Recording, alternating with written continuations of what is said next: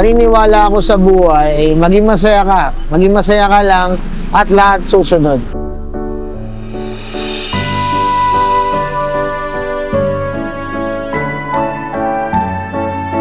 Nakilala yung tinda namin sa Donut Burger.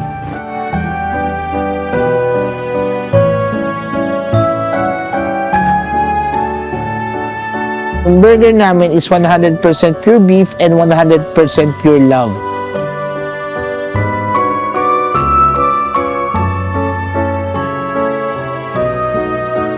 Panoorin niyo po ang kwento ng kusina ni Babs dito sa Tikip TV YouTube.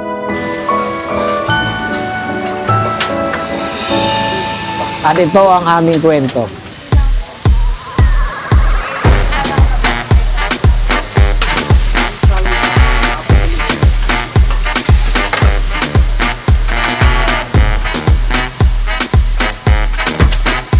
Itong tindahan namin sa kusina ni Babs, open kitchen siya, so nakikita ng mga tao kung paano namin niluluto. At ang pinakabentahin namin dito, pag niluluto namin yung pagkain, ay naaamoy nila. Kaya doon pa lang, napapahinto sila at tinitingnan nila kung anong merong tinda dahil mabango yung mga tinda namin.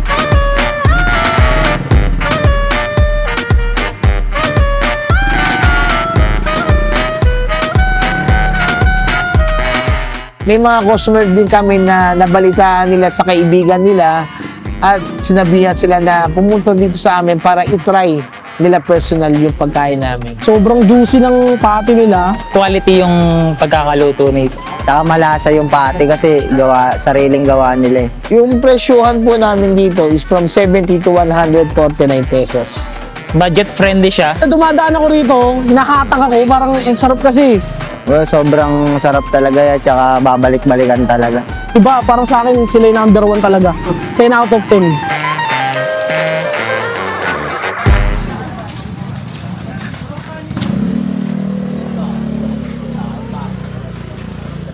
Ang donut burger po namin, meron siyang bacon,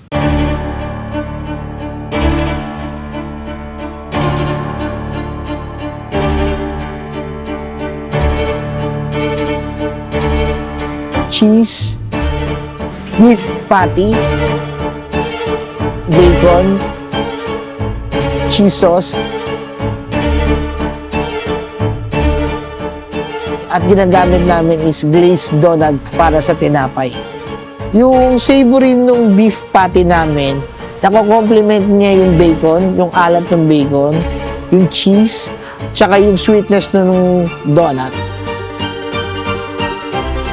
Yung beef patty namin is 100% full beef. Ginagawa namin siya. So ako yung nagtitimpla nung patty. Nanay ko yung naghuhulma ng burger patty. So, sariling timpla namin at kami rin ang gumagawa nito. Yung donut burger po namin is 149 pesos. Yung double down namin is meron siyang dalawang chicken fillet at ang palaman niya is bacon, pickles, cheese at cheese sauce. Yung double down namin is 130 pesos. So, deep fried namin yung chicken fillet namin. Yung bacon namin is niluluto siya sa grill at tamang crispy lang ang luto niya. At top siya ng cheese sauce na sarili namin timpla. Yung nachos overload namin is 130 pesos. Yung nachos overload namin, ang ginagamit namin nachos is original flavored. At meron siyang taco meat na ginagamit namin. Meron din siyang salsa na sarili din namin gawa.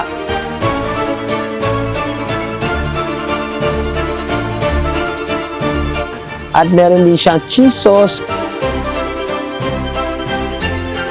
at grilled cheese on top.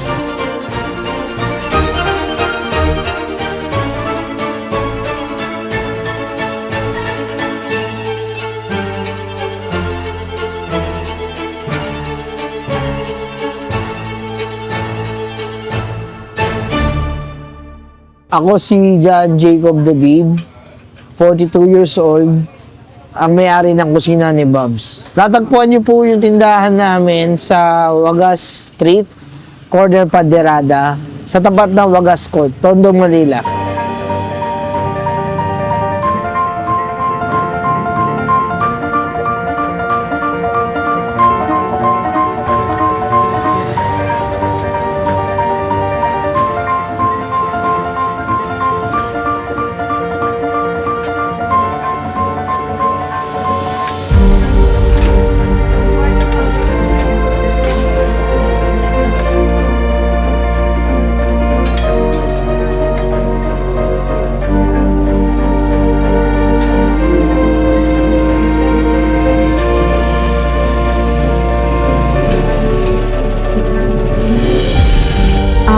Ako po si Joanna David, ang co-owner ng kusina ni Bob. Ito yung gusto namin ng asawa ko.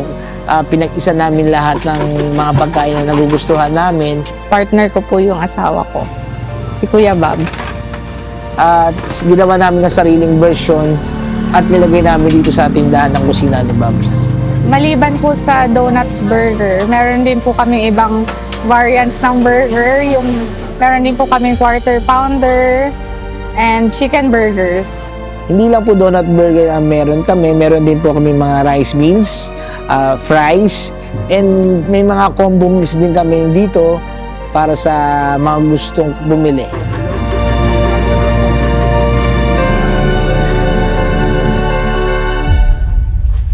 Bukas po kami mula 7 p.m. hanggang 2 a.m. araw-araw. Homemade 100% pure beef burger, chicken fillet alaking with rice, burger steak with rice na unlimited ang mushroom gravy, at pati na rin Mexican food na overload quesadilla at overload nachos ang ating naispatan na binibenta sa streets dito sa Tondo. Yon mga tol, kasama natin ulit si Kuya Bobs, ang owner netong kusina ni Bobs dito sa Wagas Street, corner ng Paderada dito sa Tondo, Manila. No? Kuya Bobs, ano po bang bago yung ino-offer niyo dito sa kusina ni Bobs? Lahat ng tinda namin dito sa kusina ni Bob's, ito yung mga pinagsama-samang masasarap na pagkain na sarili kong version. Itong Tudor Burger. So, meron siyang beef burger patty, slice of bacon, cheese, and cheese sauce. And ang ginagamit natin is glazed donut para sa tinapay. And pagdating naman po sa pagkain, masarap siyang kumain. At nung nag-asawa kami, kung saan-saan niya akong dinadala na mga restaurant na kung saan-saan kami nakakarating para makapag-try ng iba-ibang klaseng pagkain. Pinupuntahan namin ng asawa ko at kumakain kami ng iba-ibang klase ng pagkain at naisipan kong gawa ng sariling version ko. So doon po ako na ano sa kanya. Doon ko siya nagustuhan. Wala ako naisip. Yung asawa ko po yung klase ng tao na masayahin. Iba yung sense of humor niya. Ako po yata yung sentro ng atensyon niya noon. Kaya mali natin. Hindi naman.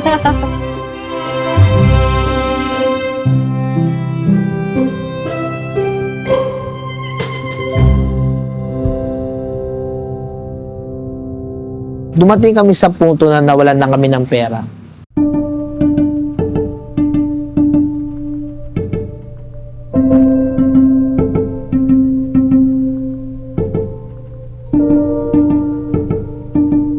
Dumating po sa punto na yung asawa ko ay parang hindi na siya yung kagaya dati na nakilala ko.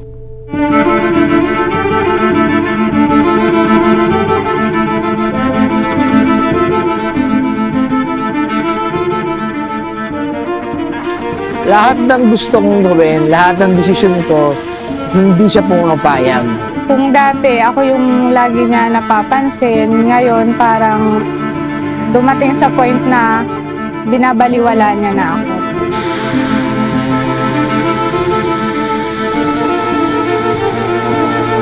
Parang sa pagkain, ang gusto ko matamis. Ang hilig ko po ay maaalat. Ang gusto niya maalat. Yung parehas namin gusto, madalas pinagtatalunan na namin. Nung nawalan kami ng pera, sunod-sunod yung dagong ang dumating sa amin. Ito yung hindi ko na mabayaran yung tuition ng anak ko at pinapalayas kami doon sa bahay. Basta hindi na po siya yung kagaya dati.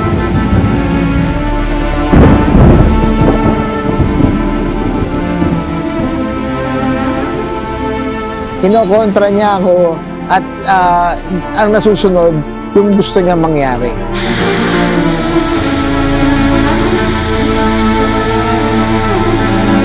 Yung dating mapagbiro, napalitan ng yamot, galit, sigawan,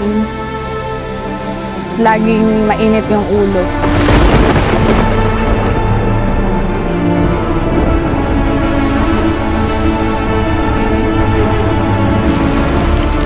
Hindi niya iniintindi ang gusto ko, siya lang lagi ang nasusunod. Lagi kami magkasalungat. Hanggang sa hindi na kami nag-uusap at pag nag-uusap man kami, laging uuwi sa away. Bukas sara yung tindahan dahil nga sa problema namin. Dumating ako sa punto na hindi ko na alam ang gagawin.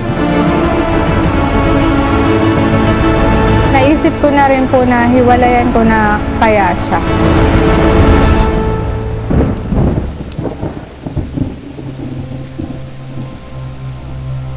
Dinasal ko po sa Panginoon na sana bumalik yung dating kami, yung dating noon.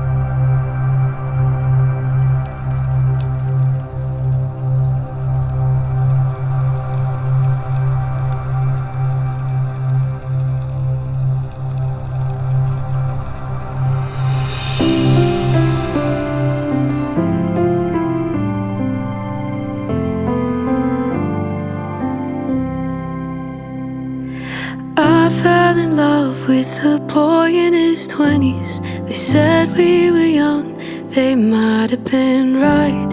If I am honest, I would change nothing. It's that day I saw the rest of my life. You making me laugh, Nagdasal ako you cry. at humihingi ako ng himala na kung anong sagot sa problema namin, sa problema ko sa pamilya ko. All the moments I don't wanna miss. I could get used to this. Sa tingin ko, kaya siya ganun is hindi ko rin pinakikinggan naman yung gusto niya rin mangyari. Kasi ang naririnig ko lang ang sarili ko. Naririnig ko lang ang salita ko at yung mga gusto kong mangyari. Make you cry. Hell and high water, we didn't go under. Got life figured out at least some of the time. You do Inisip ko po kung bakit siya naging ganon. At ang naisip ko po ay nung nawalan siya ng trabaho, Hindi ko alam kasi kung saan ako pupunta na. Kaya nung pumunta ako ng simbahan at nagdasal ako bigyan niya ako ng maliwanag na kaisipan at kung paano ko ito susolusyonan. may mga pagkakataon po na ako po yung mali kasi hindi ko pinapakinggan lahat yung mga sinasabi niya. Mas nangingibabaw po yung ako yung dapat masunod, which is dapat po sumunod tayo sa asawa natin kasi nasa Bible po yun, submit to your husbands.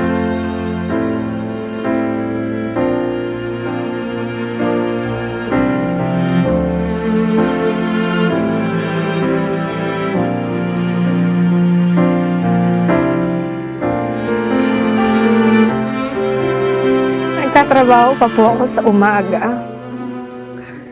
Tapos tumutulong ako sa asawa ko paggabi. Pagod po at puyat. Pero kailangan po kasi dahil yung mga anak ko maliliit pa at nag-aaral. At lalo-lalo na yung bunso namin na may ADHD. Hindi ko po siya, nag-stop po siya mag-therapy nung nalugi yung negosyo namin dati sa Bacoor. So, pinag-aral ko po siya sa regular school. Pero kailangan niya pa rin po mag-therapy. Kaya pinag-iipunan po namin yun ngayon. Hanggang ngayon po.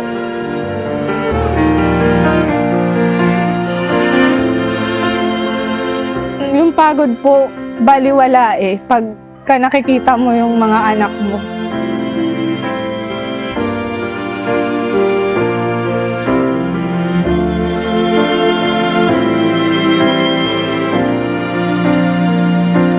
At doon ko natutunan na kung gusto mong pakinggan ka, dapat marunong ka rin makinig.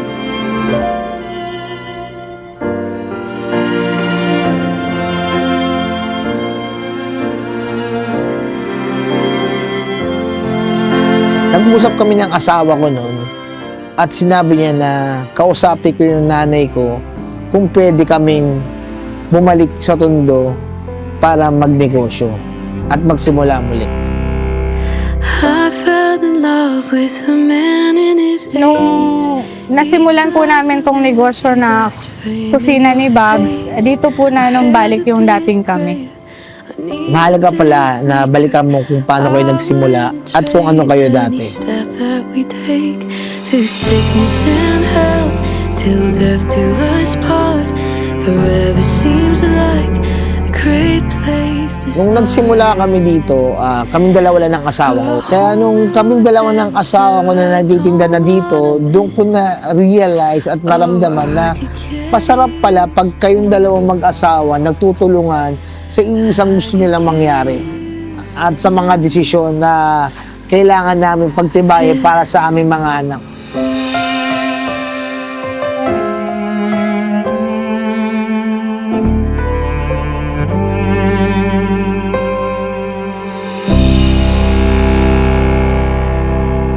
Basta ang mahalaga pala na magkasama pa rin kayo ngayon sa hirap at ginhawa.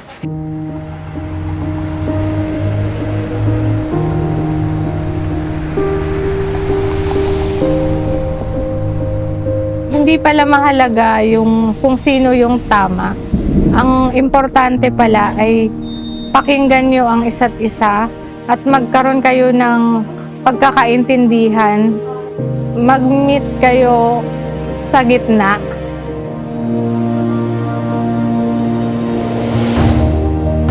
Huwag kang matakot na baka magkamali kasi doon ka matututo.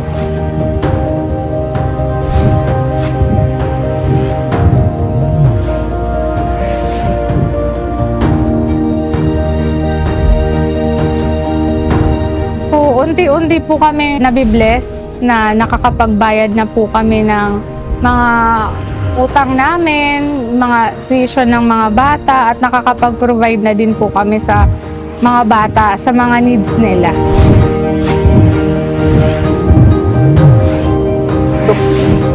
Kaya naman mga tol, i-try nyo na dito sa kusina ni Babs. I-try nyo yung kanilang mga bago sa kanilang menu. Napaka-solid talaga ng mga pagkain dito. Na talaga namang goods na goods. Ako very masipag. Doon ako tutuwa ako sa kanila. Mayroon silang pagkakaisa silang dalawa. Opo, nabuhayan po kami nung nakikita namin yung mga customer namin bumabalik at nasasarapan sila. At the same time, nakikita namin na naba-vlog, may pumupunta talaga dito mga vlogger. At yung mga returning customer namin, yung pinakamahalaga, yung feedback nila na nasasarapan sila sa pagkain. Salamat kasi may nabibilan silang affordable na masarap.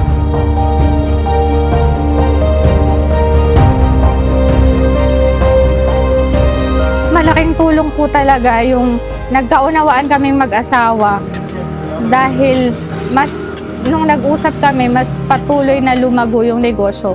Dahil yung mga ideas niya, pinapakinggan ko. At the same time, yung mga ideas ko, pinapakinggan niya hanggang sa magtagpo kami sa gitna. At ma-implement namin kung anong gusto naming mangyari. At binayayaan din po kami ng mga tao na mga staff namin ngayon dito At lalong-lalo na yung mga vloggers, especially yung unang nakapansin sa amin si Good Spot.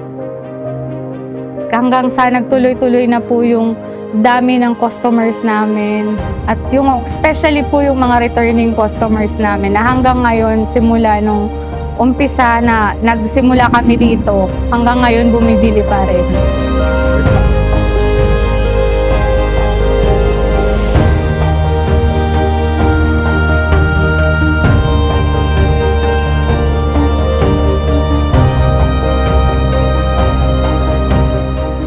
Yung pagbili niyo po sa amin is malaking tulong po kasi nakakabangon na kami ngayon paunti-unti sa pagkakamaling nagawa namin before na naging aggressive kami pagdating sa negosyo.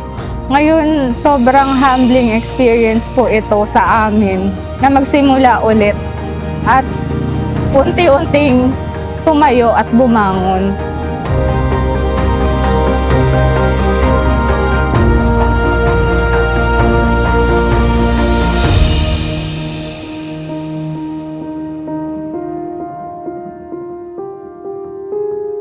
Maganda pala pag yung ibang ugali ng bawat isa sa inyo na pag pinagsama mo, magkakaroon ng magandang resulta.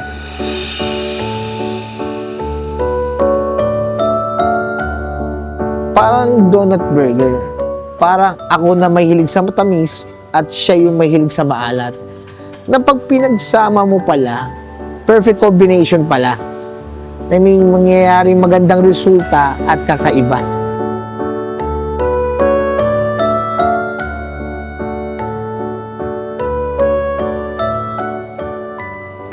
Yung Facebook page po namin is Kusina ni Bobs. Pwede din po kayong mag-contact sa 0947-850-2314. Unang-una po, nagpapasalamat kami sa mother-in-law ko at sa tatay ko. Kasi sila yung unang naniwala sa amin at sila yung tumulong sa amin at sumuporta. Sa kaibigan ko, si Doc, siya yung nag-push sa amin na wag mag-give up. At sa mga customer namin na kahit dati sa Bacoor hanggang dito sa Tondo na naniniwala sa amin at sumusuporta, salamat po. At lalong-lalo na po sa lahat ng vloggers na pumunta dito. At lalong-lalo na po sa tita ko na para na po siyang nanay namin na simula dati pa hanggang ngayon sinusuportahan kami kahit lumagapak man kami. Si Tita Lolit po. Tulong-tulong kami lahat sa pamilya para sa paggawa ng mga paninda namin mula sa asawa ko, sa nanay ko, at sa kapatid ng asawa ko. Lahat kami tulong-tulong dito para magpagana yung tinda namin at mapasarap na galing sa aming mga puso. Ako po ang mother ni Kuya Bobs, si Lourdes. Nakakatuwa. Kasi hindi ko alam na aabot sila sa ganun di ba? Hindi ko alam na andito na sila. Tapos marami pang nagkakagusto sa food nila. Sa bawat pagbili niyo po dito na sa kusina ni Bobs, naku, napakalaking tulong po yan sa pamilya nila. At dahil nagsisipag-aral po yung mga anak nila, ang mahal na mga tuition fee, napakalaking pasasalamat po sa inyong lahat. Wala na po akong mahihingi pa kay Lord sa inyong lahat. Thank you so much. At ina-appreciate niyo po lahat ang mga food nila dito. Matitikman niyo, masarap.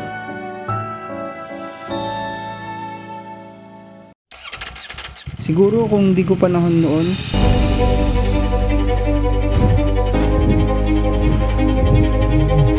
ako ay batang tondo, taga-tondo to, sisigaw ko sa mundo. Sige sabihin mo sa'kin kung ano ang alam mo dito sa amin. Nakilala yung tinda namin sa donut burger. Yung burger namin is 100% pure beef and 100% pure love.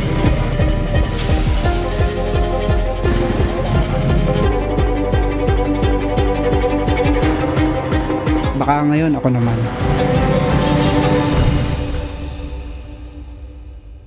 For more inspiring food stories, please subscribe to Tkim TV YouTube channel.